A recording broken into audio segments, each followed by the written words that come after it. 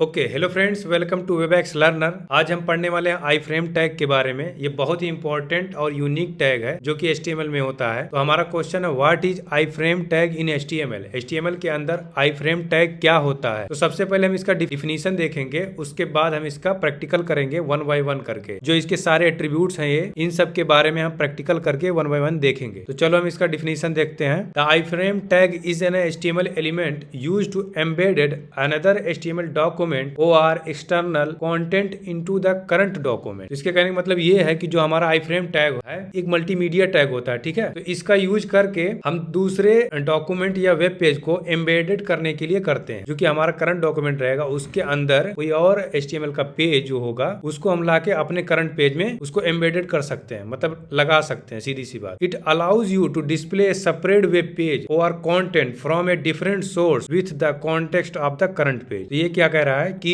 आई frame tag है, यह हमको अनुमति देता है कि एक डॉक्यूमेंट को दूसरे डॉक्यूमेंट के अंदर अपने करंट पेज हम एम्बेडेड करने के लिए करते हैं, ठीक है। तो चलो हम इसका प्रैक्टिकल करके देखते हैं, ठीक है। और ये सारे इसके एट्रीब्यूट्स हैं। तो सबसे पहले हम इसका थीम चेंज करेंगे, उसके बाद हम ये पूरी डिफिनीशन को करेंगे कमेंट। अब यहाँ आएंगे हम शिफ्ट के साथ 1 प्रेस करेंगे तो हमारा एक्सक्लेमेशन मार्क आएगा। उसके बाद हम टैब हिट करेंगे तो हमारा HTML का वायलेट प्लेट कोड आ जाएगा। यहाँ हम इसको टाइटल दे देंगे आई फ्रेम टैग ट्यूटोरियल। ओके, अब आएंगे हम बॉडी के अंदर। ओके, तो सबसे पहला एट्रीब्यूट है हमारा SRC, जो जिसका फुल फॉर्म है सोर्स।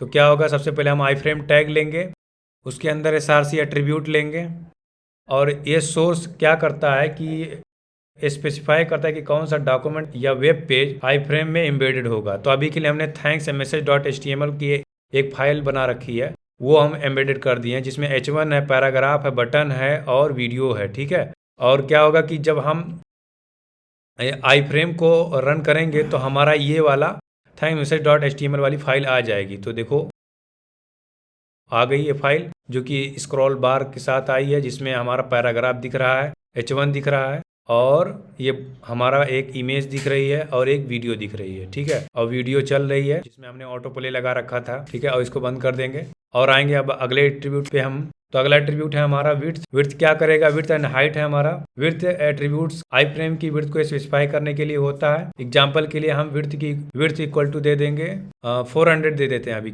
400 या 600। और हाइट की वैल्यू दे देंगे। हाइट क्या होगा, ये हाइट को स्पेसिफाई करने के लिए होता है, इसको 400 दे देंगे और इसको रन करेंगे, सेव करेंगे और आएंगे अपने पेज पे। तो ये देखो इसकी विड्थ एंड हाइट स्पेसिफाई हो चुकी है। और अगला एट्रीब्यूट है हमारा टाइटल। नेम है, नेम क्या करेगा, नेम एट्रीब्यूट का इस्तेमाल तब होता है जब आपको आई फ्रेम को टारगेट करके लिंक्स या फॉर्म सबमिशन के लिए रिफर करना हो। इस एट्रीब्यूट से आप आई फ्रेम को यूनिक नेम दे सकते हैं। तो अभी के लिए नेम की वैल्यू हमने आई फ्रेम टैग दे दिया है, ठीक है। और इसको कैपिटलाइज कर देंगे टी को और सेव करेंगे और आएंगे अपने पेज पे। तो ये देखो और इसको इंस्पेक्ट करेंगे तो एलिमेंट्स में जाएंगे और बॉडी के अंदर देखो हमारा नेम की वैल्यू आई फ्रेम टैग सेट हो चुकी है, जिसे डेवलपर या कोई यूजर्स जाके देख सकता है इसको, ठीक है। और अगला एट्रीब्यूट है हमारा टाइटल। तो टाइटल क्या करेगा, ये एट्रीब्यूट स्क्रीन रीडर्स के लिए टेक्स्ट प्रोवाइड करता है, ठीक है, जो आई फ्रेम को कंटेंट को डिस्क्राइब करता है। एग्जांपल के लिए टाइटल इक्वल टू हम दे देंगे एग्जांपल वेबसाइट और इसको अब करेंगे सेव और आएंगे पेज पे और इसको करेंगे इंस्पेक्ट, राइट क्लिक करके और एलिमेंट्स में जाएंगे। तो ये देखो हमारा title equal to example website set हो चुका है, ठीक है।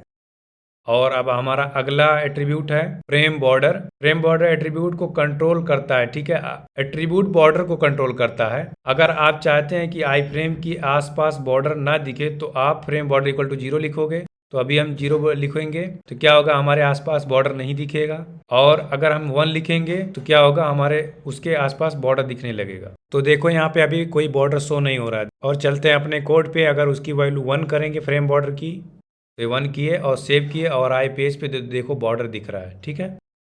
अगला एट्रीब्यूट है हमारा अलाउ फुल स्क्रीन। तो ये क्या करेगा, एट्रीब्यूट जो है हमारा ये एम्बेडेड कंटेंट को फुल स्क्रीन मोड में दिखाए जाने के लिए यूज होता है। उसके लिए हमें एक वीडियो की जरूरत पड़ेगी जो कि हमारे सिस्टम में है। तो हमने वीडियोस लगाया और उसको सेव किया और पेज पे आए तो हमारा फुल स्क्रीन में आ गई, ठीक है। और अगला एट्रीब्यूट है हमारा लेजी लोडिंग। लेजी लोडिंग क्या करेगा, पेज लोड परफॉर्मेंस को इम्प्रूव करने के लिए होता है। और लोडिंग इक्वल टू अगर लेजी हम लिख देंगे तो एट्रीब्यूट का इस्तेमाल करके आई फ्रेम को डिफर यानी थोड़ा सा डिले डाल सकते हैं इसके अंदर, जो कि व्यू पोर्ट में थोड़ा सा डिले होके आएगा। सेव किए तो देखो हमारा थोड़ा सा डिले होके आया वेब पेज में।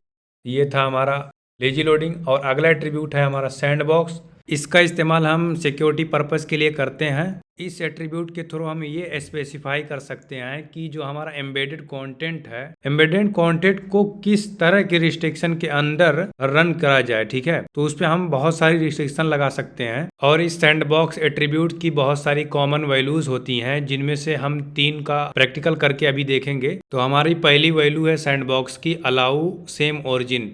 ठीक है, तो ये क्या करेगी, इस वैल्यू के साथ आई फ्रेम को उसी ओरिजिन से ही एक्सेस करने की अनुमति है। ठीक है, जहां से हमारा पेरेंट डॉक्यूमेंट लोड होता है। जैसे कि जो हमारा iframe tag, what is the iframe tag HTML है, तो इसी फाइल के अंदर, इसी फोल्डर के अंदर वो फाइल होनी चाहिए, अदरवाइज वो नहीं एक्सेस होगी। जो कि हमारी थैंक्स मैसेज डॉट HTML की जो फाइल है इसी फोल्डर के अंदर है। ठीक है, तो इसलिए वो एक्सेस हो पा रही है आई फ्रेम टैग के अंदर, अदरवाइज वो नहीं हो पाती। ओके, तो हम आते हैं अपने कोड पे। अगली वैल्यू है अलाउ स्क्रिप्ट। तो इससे क्या होगा कि हम आई फ्रेम को ये अनुमति दे दिए हैं कि आप जावा स्क्रिप्ट की फाइल रन कर सकते हो आई फ्रेम के अंदर। ठीक है, और इसका यूज तभी करते हैं जैसे कि क्रॉस साइट जो अटैक्स होते हैं उससे बचने के लिए हम इस तरह का अलाउ स्क्रिप्ट का यूज करते हैं। तो हमने सोर्स एट्रीब्यूट के अंदर स्क्रिप्ट डॉट HTML की एक फाइल लिंक की है, जिसके अंदर हमने सिंपल सा डॉक्यूमेंट डॉट राइट के अंदर कुछ टेक्स्ट लिखा हुआ है। ठीक है, और उसको सेव करके हम अपने पेज पे आएंगे। तो ये देखो वहां से कुछ लिख के आ गई है कि H1 है, मैं हूँ जावा इसकी फाइल, और उसके अंदर हमने डॉक्यूमेंट डॉट राइट करवाया हेलो वेबएक्स लर्नर। तो ये हो गया। अब आते हैं हम अपने कोड पे। तो अगली सैंडबॉक्स की वैल्यू है अलाउ फॉर्म्स। तो ये क्या करेगा, ये आई फ्रेम टैग को अनुमति देगा कि आप अपने आई फ्रेम के अंदर फॉर्म सबमिट करा सकते हो। ठीक है, फॉर्म सबमिशन। और ये क्या करता है कि हमको अनुमति देता है कि कंट्रोल कर सकते हो आप फॉर्म्स को। अगर नहीं आप चाहते हो कि फॉर्म सबमिट हो तो आप ये वैल्यू हटा दोगे सैंडबॉक्स के अंदर से, तो कोई भी फॉर्म नहीं सबमिट होगा आई फ्रेम टैग के अंदर। ठीक है, तो अभी हमारे पास एक what is the form tag dot HTML की एक फाइल है डॉट HTML, जिसमें हमने एक फॉर्म बनाया हुआ है। और अगर हम इस फाइल को ओपन करें तो देखो इसमें बहुत सारी इनपुट फील्ड्स हैं। और अगर इसको सेव करके हम पेज पे आए तो देखो हमारा फॉर्म बना हुआ है, जिसके अंदर हम यूजर नेम दे देंगे, पासवर्ड दे देंगे, ईमेल दे देंगे और बर्थ डेट दे देंगे, मेल फीमेल सेलेक्ट करेंगे और उसके अंदर 4 लाइन का मैसेज लिख सकते हैं और मैसेज आप पढ़ सकते हो। और इसके अंदर एक प्रोफाइल पिक्चर चूज करेंगे सिस्टम से। ठीक है, और उसको जैसे ही सबमिट करेंगे तो हमारी एक फाइल खुल के आएगी। थैंक्स मैसेज डॉट HTML की जो एक फाइल थी वो ओपन होकर आ गई है। आते हैं अपने कोड पे। और अगली वैल्यू है हमारी अलाउ मॉडल्स की। हमको अलाउ करेगी कि आप कोई भी वीडियो को पॉपअप में शो करा सकते हो आई फ्रेम के अंदर। ठीक है, तो इसको आप खुद प्रैक्टिकल करके देखो। और एक और वैल्यू है अलाउ प्रेजेंटेशन, जो कि API कॉल के लिए यूज होती है आई फ्रेम टैग के अंदर। ठीक है, तो इसको भी आप प्रैक्टिकल करके देखना। I hope you like this video. Thank you for watching.